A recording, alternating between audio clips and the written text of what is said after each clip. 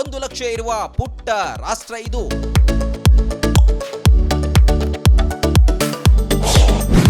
ಈ ದೇಶದ ಇತಿಹಾಸವೇ ಬಲು ರೋಚಕ. ಅದು ಸುಂದರವಾದ ಪುಟ್ಟ ದ್ವೀಪ ರಾಷ್ಟ್ರ. ಈ ದೇಶದಲ್ಲಿ ಕೇವಲ 1,30,000 ಜನರಷ್ಟೇ ಇದ್ದಾರೆ. ಈ ದೇಶಕ್ಕೆ ಸೈನ್ಯ ಕೂಡ ಇಲ್ಲ, ಆದರೆ ಜಗತ್ತನ್ನೇ ತನ್ನತ್ತ ಸೆಳೆಯುತ್ತೆ. ಅಂತಹ ದೇಶವೇ ಸೀಶೆಲ್ಸ್.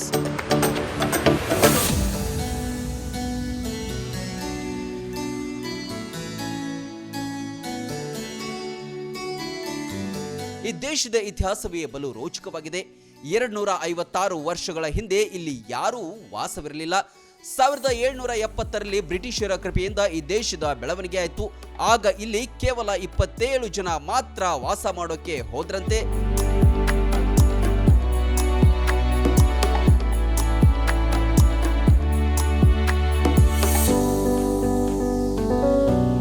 ಈ ದೇಶ ಇರೋದು ಹಿಂದೂ ಮಹಾಸಾಗರದ ನಟ್ಟ ನಡುವೆ. ಇದರ ವ್ಯಾಪ್ತಿ ಕೇವಲ 456 ಚದರ ಮೀಟರ್. ಈ ದೇಶದ ರಾಜಧಾನಿ ವಿಕ್ಟೋರಿಯಾ. ರಾಜಧಾನಿಯ ಜನಸಂಖ್ಯೆ ಕೇವಲ 45,000, ಅಂದ್ರೆ ನಮ್ಮ ಮುಧೋಳ ನಗರಕ್ಕಿಂತಲೂ ಕಡಿಮೆ.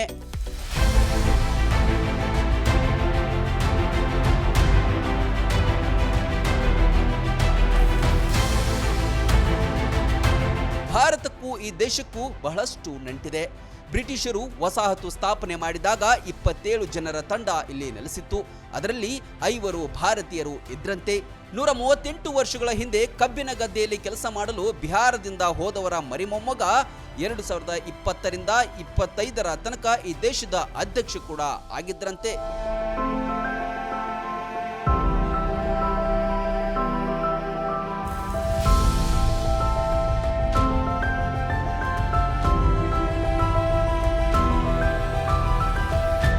ಈ ಪುಟ್ಟ ದ್ವೀಪವನ್ನ ಮೊಟ್ಟ ಮೊದಲ ಬಾರಿ ಪೋರ್ಚುಗೀಸರ ನಾವಿಕ ವಾಸ್ಕೋ ಡಿ ಗಾಮಾ 1502ರಲ್ಲಿ ಕಂಡು ಹಿಡಿದಿದ್ದ.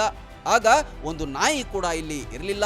ಈಗ ಎಲ್ಲ ಸೌಲಭ್ಯ ಒಳಗೊಂಡ ಸುಂದರ ದೇಶವಾಗಿದೆ. ಆದರೆ ಇಂದಿಗೂ ಸೈನಿಕರಿಲ್ಲದ ದೇಶ ಇದಾಗಿದೆ. ಪೊಲೀಸರು, ನೇವಿಯವರೇ ಕಾವಲುಗಾರರಾಗಿದ್ದಾರೆ.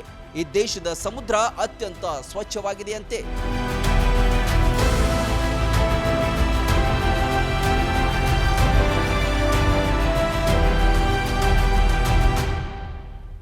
ಇತ್ತೀಚೆಗೆ ಪ್ರಧಾನಿ ನರೇಂದ್ರ ಮೋದಿ ಸೀಶೆಲ್ ದೇಶಕ್ಕೆ ಭೇಟಿ ನೀಡಿದ್ರು.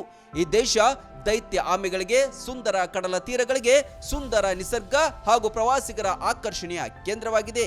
ಈಗ ಸೀಶೆಲ್ಸ್ ಆಫ್ರಿಕಾ ಖಂಡದ ಭಾಗವಾಗಿದೆ.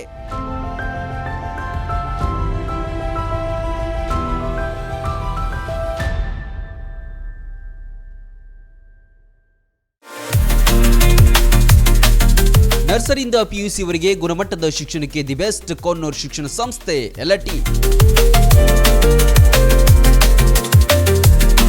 ವಿಶಾಲವಾದ ಕ್ಯಾಂಪಸ್, ಡಿಜಿಟಲ್ ಕ್ಲಾಸ್ ರೂಮ್, ನುರಿತ ಬೋಧಕರು, ಕಂಪ್ಯೂಟರ್ ಪ್ರಯೋಗಾಲಯಗಳು, ಹಾಸ್ಟೆಲ್, ಸ್ಕೂಲ್ ಬಸ್ ಸೌಲಭ್ಯಗಳನ್ನು ಒಳಗೊಂಡಿದೆ. ಹೈಸ್ಕೂಲ್ ಮಟ್ಟದಲ್ಲೇ JEE, NEET, KCET ಪರೀಕ್ಷೆಗಳಿಗೆ ಕೋಚಿಂಗ್ ನೀಡಲಾಗುತ್ತೆ. ಪಠ್ಯೇತರ ಚಟುವಟಿಕೆಗಳಾದ ಸಾಂಸ್ಕೃತಿಕ, ಕ್ರೀಡೆ, ಶಿಸ್ತಿಗೂ ಹೆಸರಾಗಿದೆ. ಅನಿಲ್ ಕುಂಬ್ಳೆ ಸ್ಪೋರ್ಟ್ಸ್ ಅಕಾಡೆಮಿಯ 10 ವೀಕ್ ಸ್ಪೋರ್ಟ್ಸ್ ತರಬೇತುದಾರರಿಂದ ಕೋಚಿಂಗ್ ನೀಡಲಾಗುತ್ತೆ. ಇದು ಏಕೈಕ ರೂರಲ್ CBSE ಸ್ಕೂಲ್. ಅಷ್ಟೇ ಅಲ್ಲ, ಇದು ರೆಸಿಡೆನ್ಷಿಯಲ್ CBSE ಸ್ಕೂಲ್. ಕೈಗೆಟುಕುವ ದರದಲ್ಲಿ ಗುಣಮಟ್ಟದ ಶಿಕ್ಷಣಕ್ಕೆ ಮೊದಲ ಆದ್ಯತೆ. ಈಗಾಗಲೇ ದಾಖಲಾತಿಗಳು ಆರಂಭವಾಗಿವೆ. ನಿಮ್ಮ ಮಕ್ಕಳ ಭವಿಷ್ಯ ನಿರ್ಮಾಣವೇ ನಮ್ಮ ಗುರಿ. ರನ್ ಟಿವಿ ನ್ಯೂಸ್ ವಿಡಿಯೋಸ್ ನೋಡಲು ಸಬ್ಸ್ಕ್ರೈಬ್ ಮಾಡಿ, ಬೆಲ್ ಐಕಾನ್ ಪ್ರೆಸ್ ಮಾಡಿ.